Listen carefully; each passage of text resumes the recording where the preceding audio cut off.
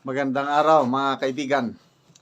Ito, apat na maiingay, matatalino, matatapang na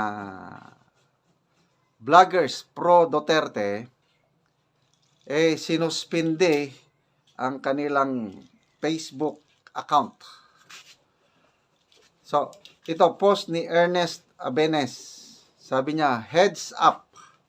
Noisy 40 bloggers FB accounts suspended as of this morning.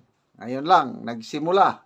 Number 1, Doc Lorraine Badoy, Crisette Laurita Chu, Sas Rogando Sasut, MG Kiambao Reyes. The powers that be are hurting. Nasasaktan ang powers that be according to Ernest Abenes. So ang tanong, sino ang mga susunod na masuspend? Okay. Kanina, si General De Leon, sabi niya, just in case, meron na siyang may alternate na siya na Facebook account, si General De Leon. Ano ba ang kanya? Sir Gen De Leon. Ayun. So, may alternate na. Sino? Itong si Ernest Abenes. May nakita akong alternate account niya. Ano ba yun? June Abenes ata. Alternate. So, sino ang mga susunod? Itong Joey De Bibre. Yung ilan ba sila na nag-file ng sino-sino yung mga 11 or 12 bloggers na nag-file ng petition sa Supreme Court. Ito si Doc Badoy kasama, si Crisette kasama, MJ Kiambao kasama. Si Sas, hindi siya nakasama doon dahil nasa abroad eh. So kung most likely, sa aking opinion, baka susunod na ma-suspend ang account itong sina Joey De Bibre, sino pa? Mark Lopez, meron pang Pineda, hindi ko na matandaanan yung grupo,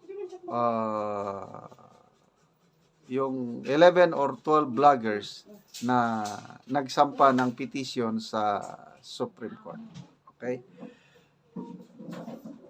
So magbasa tayo. People who reacted.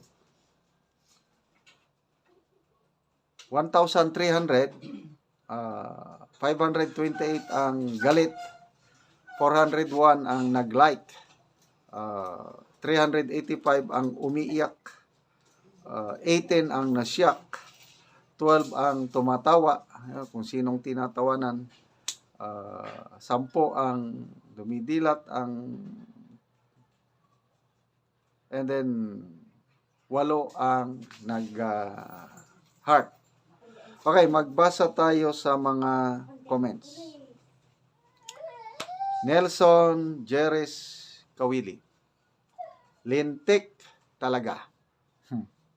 And then, Tikman Leia Santos. The freedom of speech and expression is now the freedom of suppression in this government, just like the old days during former President Ferdinand Marcos. Okay. Si Rosette Arl, sabi niya, it's not the end of the world. These powers that be are desperate now. Hindi talaga sila marunong lumaban ng patas. There's always a day of reckoning. Aguinaldo Hiner Emilio, sana maging aktibo pa ang lahat mag-comment sa mga pages ng mga congressman.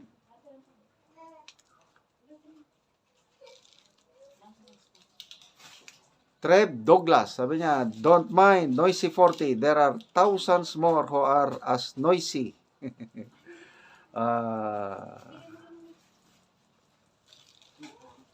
John Snow, sabi niya, sobra na sila. Leia Madera Kaday, nasaan ang freedom? Ano na nangyayari? Wala na ba kalayaan magsalita o maghayag ng saloobin? Rica Espirito, nako, inisa-isa na kayo. Iba talaga gumanti.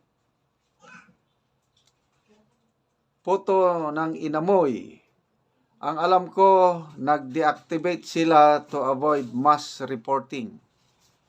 Si KLC at Doc Lorraine lang ang naunahan ng takedown. Ganun ba? So, ang alam ko, si KLC talagang na-takedown. So, posible, yung nag-deactivate lang sila. Lisa Abella Renduque, you are all martyrs of honor and democracy. Makasero Burn, sabi niya, mga inutil, dili mo laban og patas. Camcord, what about Teo Moreno's account? So, yun dan, isang ano rin ito, very active, si Teo Moreno. Ngayong araw, wala akong nakitang post ni Teo Moreno. Cindy de la Cruz, sa Pilipinas lang ito nangyayari. Robert Maxales, new accounts, gawa. Yun, kagaya ng ginawa ni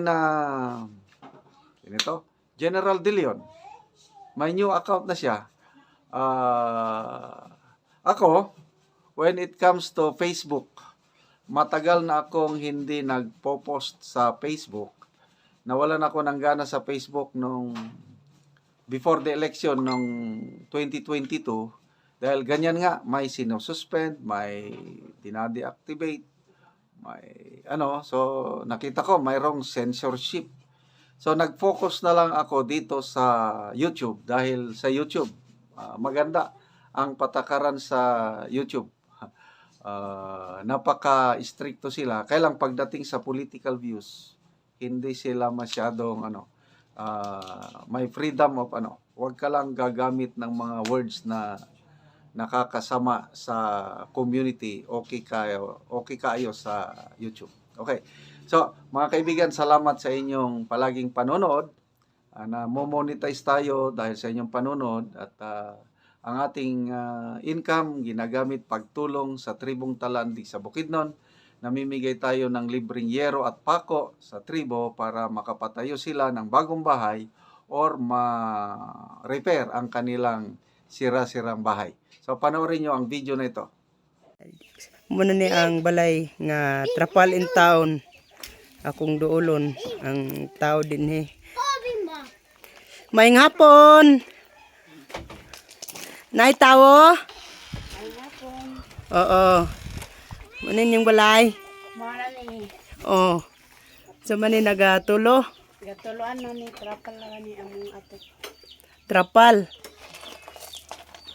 Unsa man na siya? Trapal o giilaluman og silupin? Oo. Nagiba. Kana. Kaya pulin na siya sa balay ninyo among gipangayo para makaato. Tarpulin nga inyong gipangayo para lang makaatop. Oo. Oo. So muna ni siya. Mao na nga among ato. Nagisi naman di ay. Oh.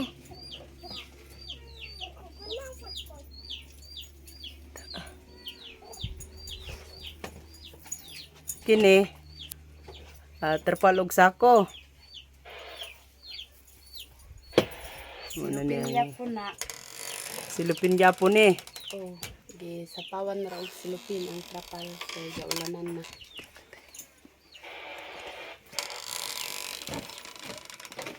Na kung muulan unsa may inyong silungan inani man ang inyong balay. Wala na mo ra pasagdanan. So Una gid ni siya Oh. ang inyong atop.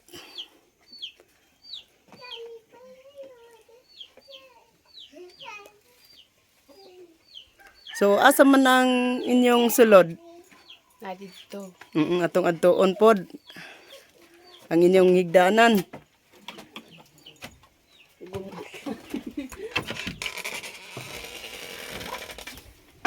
Mga bangag-bangag naman lagi. Unsa man ang silupin? Gi atop na di kay gaulanan. Gikuan siya kanang giapid. Oh. Wala ni ang ilang balay na giapiran lang in taon og silupin. O nanay mga buslot-buslot.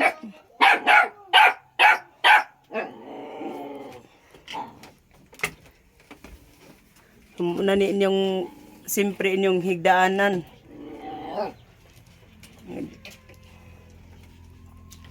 O kuan na gyud siya, guba na gyud. O karon nakita naman gyud ang inyong balay nga nagatulo na. Unsa man imong makasulti? Magpasalamat mi sa Ginoo nga naapil mi aning hinabang nga sin. Oh.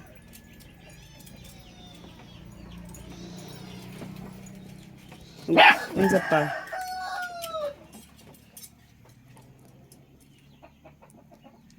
Maura. Oras.